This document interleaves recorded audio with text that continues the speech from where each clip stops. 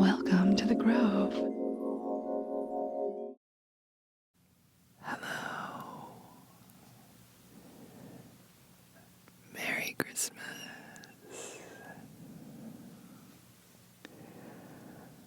Today,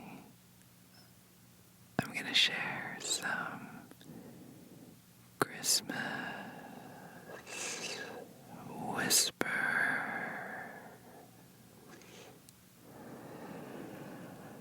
Just something to help you relax before the big holiday. So put on your headphones, find somewhere comfortable to relax.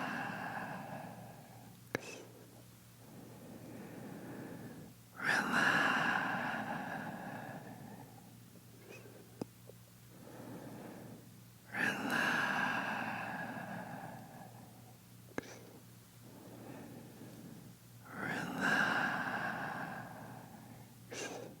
And let's just enjoy some time together.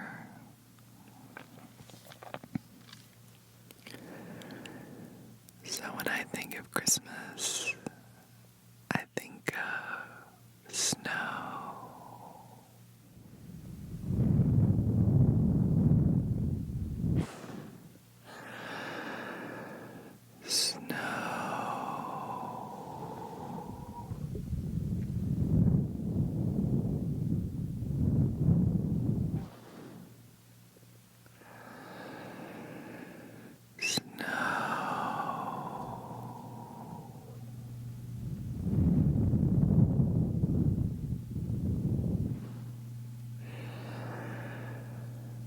Snow, white, fluffy snow.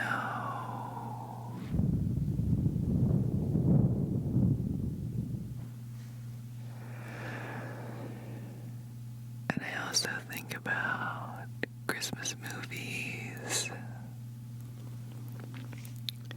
So my favorite Christmas movie is... I can't really pick a favorite because there are so many good ones. But some of my favorites are A Christmas Story. I love that movie. I never get tired of it. And it makes me laugh. And it's so sentimental and lovely. And Christmas wouldn't be Christmas without it. Another one that I really love is It's a Wonderful Life. It's such a good movie. It makes me cry every time. And also Love Actually. It's romantic and silly and fun, and it also makes me cry, but happy tears.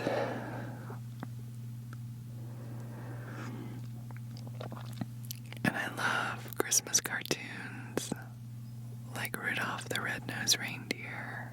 Well, technically not a cartoon, but like the live animation. I love that. And Frosty the Snowman.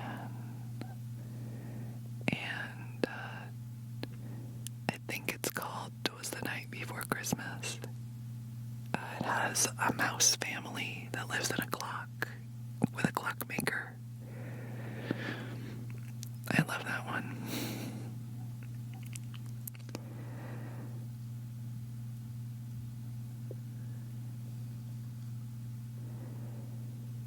There's another movie that I really love.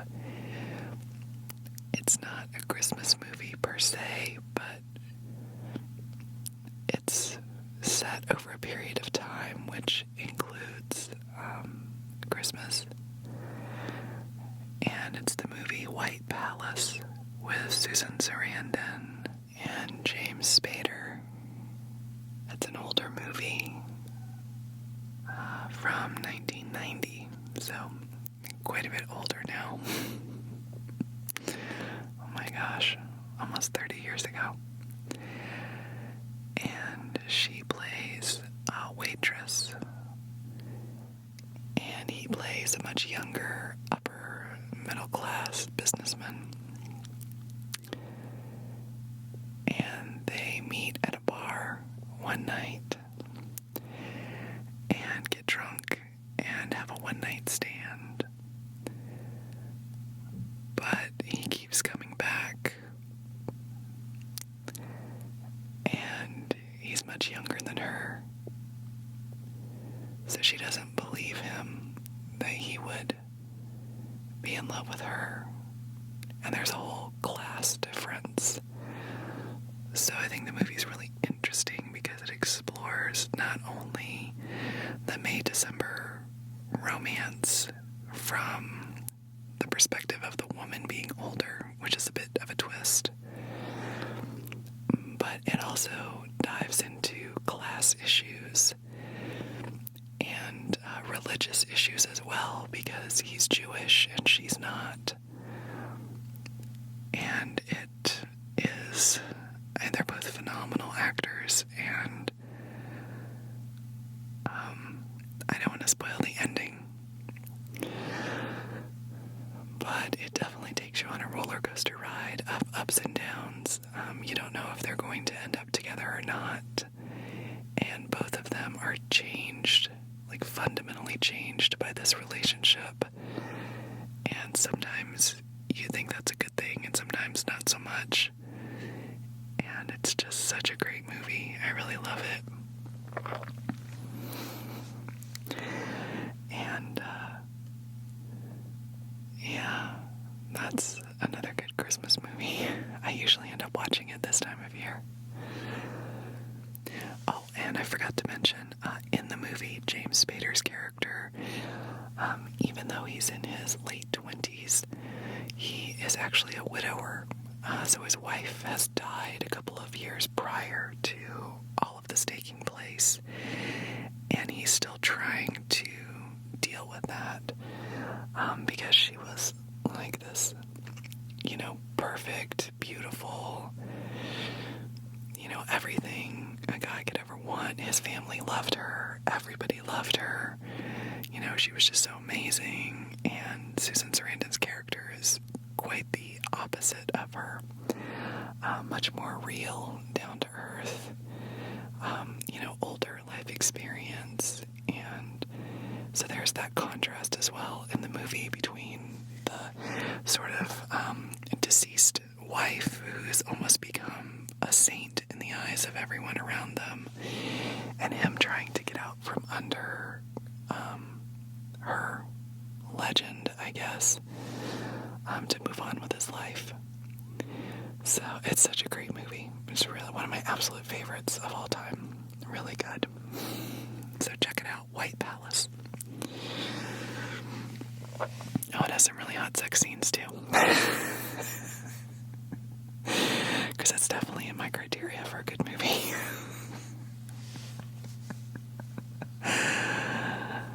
Yeah. So what are some of your favorite Christmas movies? Let me know down in the comments below, and maybe we can all share something new with each other. I'm definitely, I'm off work for the next few days, which is wonderful. I'm really looking forward to that. And I hope that some of you have at least one day off, if not more. I know there have been many times in my life where I've had to work on the holidays because of my job, and that is never fun.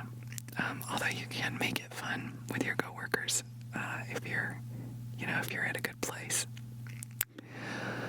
So, sending love and hugs out to anybody who has to work on the holiday. And thank you for doing that. I know it's not always easy on you or your family. So, on Christmas Eve, my family and I are going to get together and do our kind of traditional thing, which means that I have Christmas Day on my own, which I'm really looking forward to. I'm actually going to be out of town at the end of next week for New Year's. So, I have quite a bit to get done before then, and work is going to be beyond crazy because it's the end of year and I have to do, I have a lot of responsibilities. So I was thinking about spending Christmas just sort of snuggled in bed, watching Christmas movies. And I have a couple of books on my nightstand that I've sort of started but never got back to. I have the new Anne and Christopher Rice novel. So it's a novel that Anne Rice wrote with her son, Christopher. And it's a follow-up to The Mummy, which was her book about Ramses.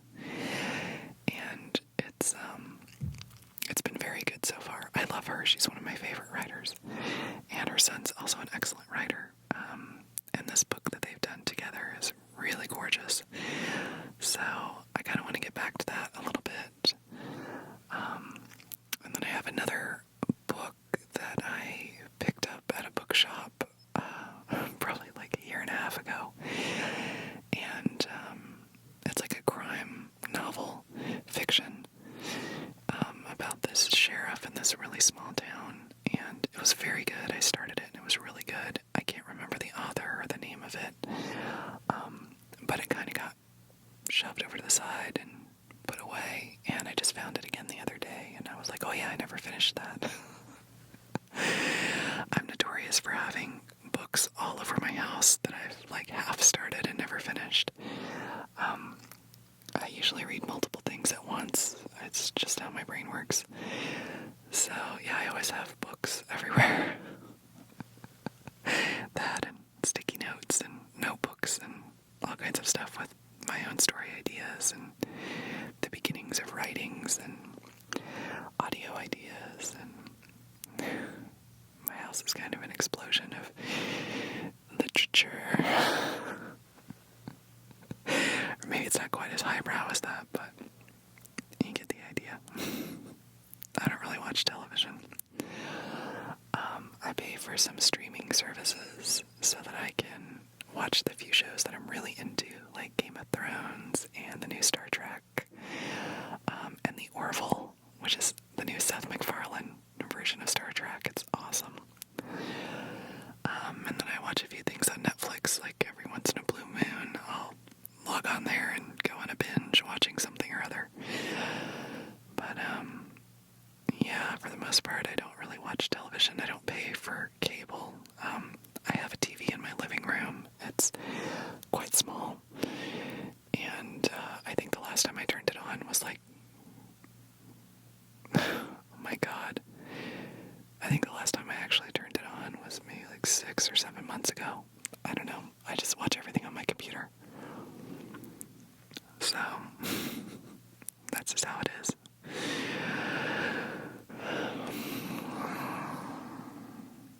So, I think that you're sufficiently relaxed now, and maybe you've even fallen asleep at this point. But I thought it might be nice to just brush your hair for you, and, so why don't you just go ahead and lay your head over in my lap, and feel my warm thigh against your cheek, and feel my hands rubbing your shoulder, and then moving up to your head, lightly running my finger along your ear, and then beginning to run my hands through your hair, just soothingly, lovingly, just running my hands through